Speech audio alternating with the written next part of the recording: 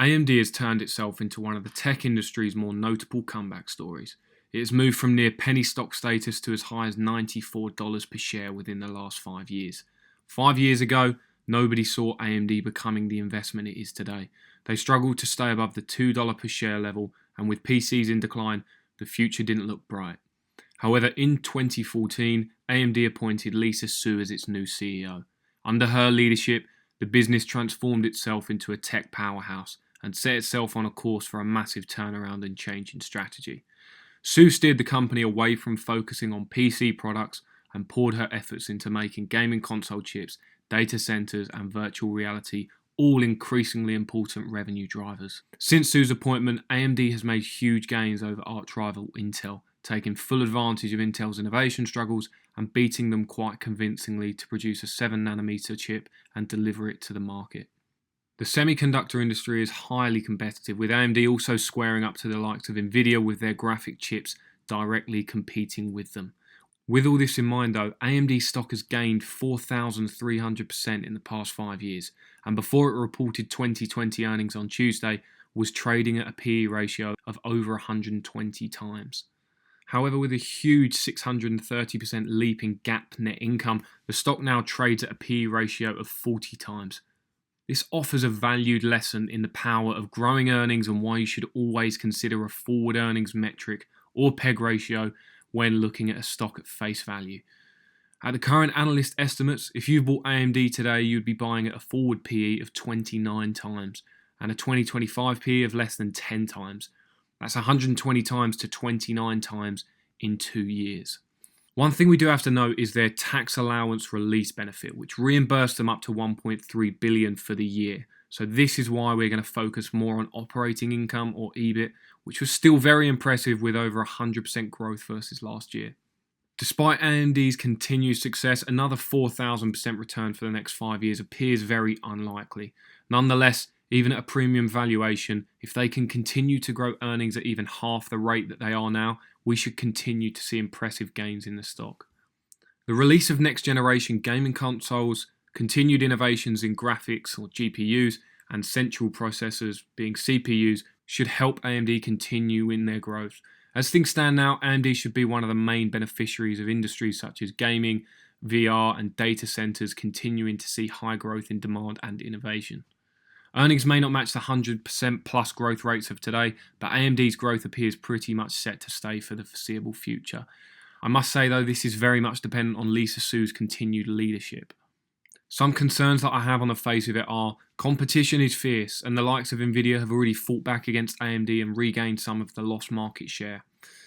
There is also the possibility with Intel that they solve their innovation problems. After all, they have appointed a new CEO and management who it seems are very well respected in the industry. And although I'd love to hear from some of you who are well educated in the chip making business, is the CEO a good appointment and do you see him turning things around at Intel?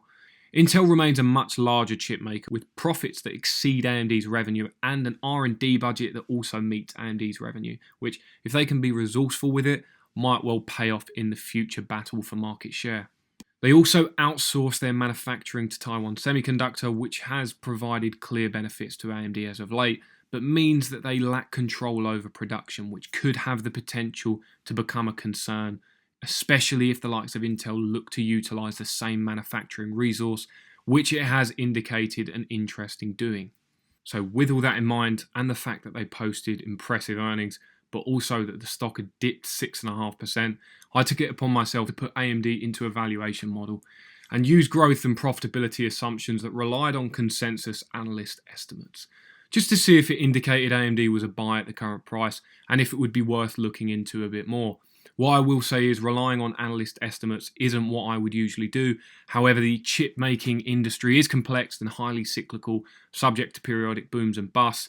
It lives and dies by the creed smaller, faster, and cheaper. So really, you have to get technical with your understanding of the market or the industry and its fluctuations to be able to predict what the future might look like for each company. These companies get coverage and research by near experts in the industry whose full-time employment it is to estimate the industry and each company's future trajectory. Therefore, I thought best to listen to them in this case and to at least conduct a quick valuation based off their estimates.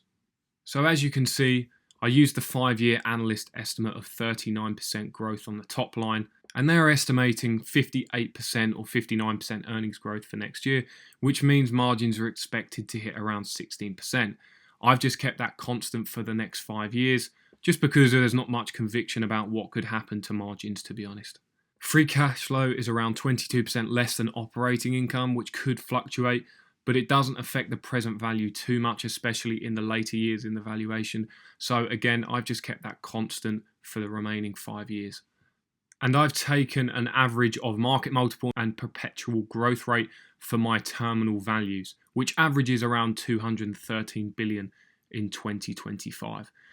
Just to explain quickly the perpetual growth method and my concerns when applying it to investing in public markets in general with valuations like this, is that here we have a business who's expected to grow cash flow at 47% in the final year or 39% for earnings.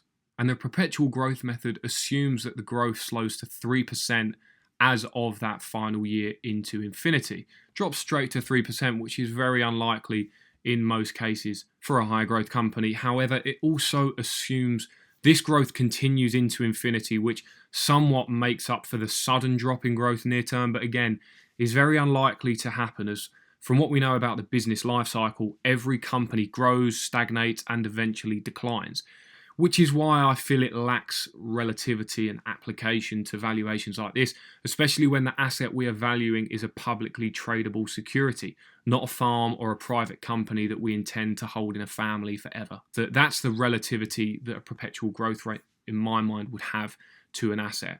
And to give you an example, if you used a perpetual growth method to value AMD 5 years ago, even if you got every projection about earnings and revenue right, you would have only valued AMD at 27 billion, or 25% of its actual value.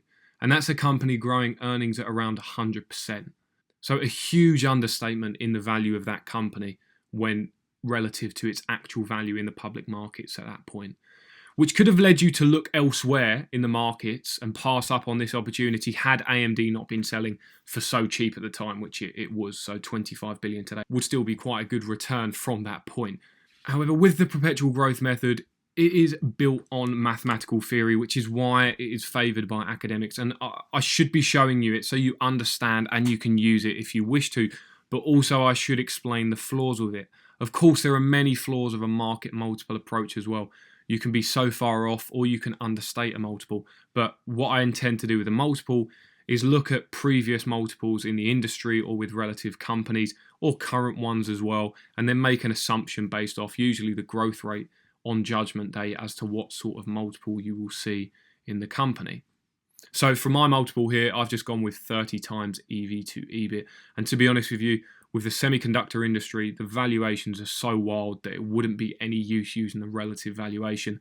I've gone with 30 times, but one good indicator that shows that it's quite a conservative multiple is that the growth rate in year 5 is going to be 39% in terms of earnings, which means that it's a PEG ratio of less than 1, which, as we know, is very, very hard to come by. So it's likely, if these projections do play out, higher than a 30 times multiple. Anyway, with that, I had AMD at its fair value today, and that's with a 15% discount rate, as I always do, which means you could expect above a 15% compound annual growth rate return based on this model. If we decide to ignore the perpetual method in this case and just go with the multiple, we feel that that's conservative enough or an accurate reflection of where they could be in 5 years, then we actually get a fair value of around $99 per share, or around 13% undervalued today. Which, to be honest with you, I was really surprised at, as on the face of it, AMD seemed so overvalued to me around 2-3 months ago, especially compared to the likes of Intel, which I own already. And don't get me wrong, from an investment perspective, I still see a lot more upside with Intel and also a lot more downside protection also with the valuation being so low. However, AMD's growth is hard to ignore and it offers a valuable lesson.